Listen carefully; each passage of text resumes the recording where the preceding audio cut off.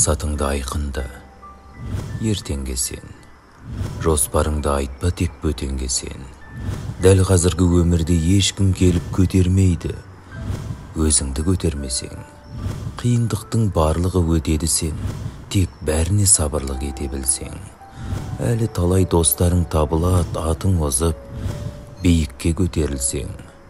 Болса егер денің сау басың аман, жүрсе әкең жанашыр қасыңдан аң. Құлшылық қыл, Құдайдан күдер үзбей, бақыт жолы тұрады тосып алдан.